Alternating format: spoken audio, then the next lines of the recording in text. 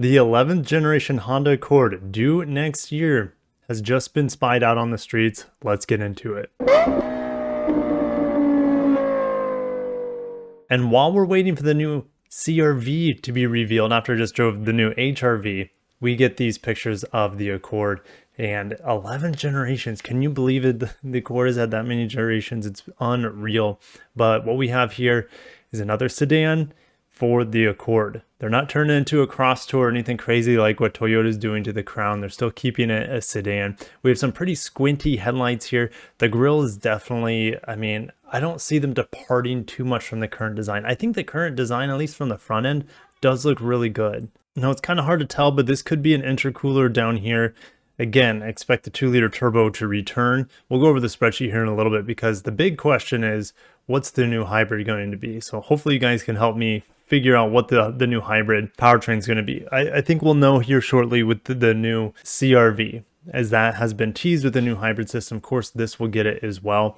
And who knows, maybe the Accord, the Civic gets it eventually, but I think they'll give it a slightly less power for the Civic. Looking at the wheels, we have 5-spoke split wheels, kind of like this gunmetal finish. Again, since this is a spy car, or should say a test mule being spied, don't expect like this finish to be factory. This could just be an unfinished wheel, but Honda really likes like their shark gray finish as well as black wheels, so it won't be that far off from that sort of finish, though, I don't think. This angle here looks like a sedan to me. It looks like an Accord, and we'll just keep going. There's not a lot for me to say about this vehicle. There's a lot of camouflage on it. I mean, we got tons of angles of this vehicle, and it looks maybe a little bit more NASCAR. I'm just gonna, and the reason is because the trunk sits up quite a bit higher than the hood. So we have this, again, more of a fastback design, but the rear of the vehicle tails out more definitely like a definite trunk. With the images of the new Crown, there is no trunk line where it shoots out of the roof line. No, this does have its own partition here for the trunk that doesn't have the same sloping roof line as the rear roof. Just a few more pictures here. We'll get into the taillights here shortly. I mean, we got dual exhaust here. Again, probably telling us that we have the 2-liter turbo in here. And then the taillights, I don't know. The new HRV's taillights, I'm a sucker for them. With these early shots of the Accord taillights, I'm not quite sure. Guess I'll definitely reserve judgment, but that's about it. We have one more look, a better look, I guess, of the dual exhaust here. It's really hard to tell what's going on with the suspension in this image.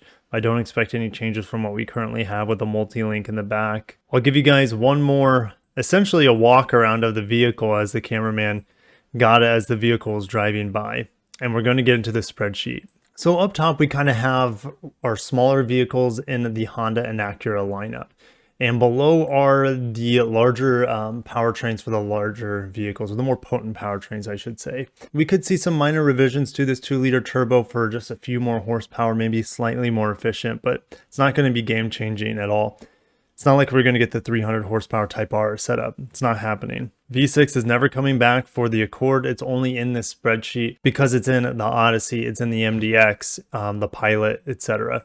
V6 turbo. This is only for the Type S models, or should I say more specifically, the TLX Type S and the MDX Type S. I don't think the Integra Type S will be getting a V6 turbo. We'll probably be getting this set up from the Type R.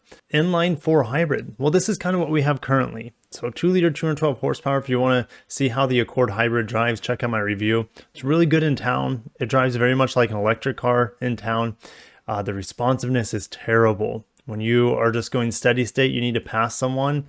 There's so much waiting for the vehicle to do anything, and then the power comes on gradually. So hopefully they fix that with this new hybrid system, because it's just not acceptable. And oftentimes I just don't feel like it's safe, because you just, like, nothing happens when you push the gas pedal in the car. It's like the complete opposite of an electric vehicle that gives you instant response. And this is a hybrid. It should give you pretty decent instant response when you need it, and that just doesn't happen all the time with this hybrid system that we currently have in the Accord and the CRV as well. So what's really interesting is that the Civic Hybrid for Europe has a 2-liter hybrid system with 181 horsepower and 232 pound-feet of torque. This is the same setup that we're supposed to get on the Civic here stateside. I have a feeling that we're not going to see the Civic hybrid until after we see the CR-V hybrid and the Accord hybrid be announced. So we could be like a year away from an American Civic hybrid. And I expect these numbers to pretty much be spot on for that vehicle. But these are both 2 liters, so why the big difference in power? We have a 31 horsepower difference. So do you think that if they use the 2-liter again, we're going to have about the same amount of horsepower, 210? Do you think it will go down to this 181? I'm okay with it having less power if it's more responsive, if the power's there when I need it to pass people or just speed up with traffic. I'm okay with giving up a little bit of power, maybe gain a little bit of efficiency too.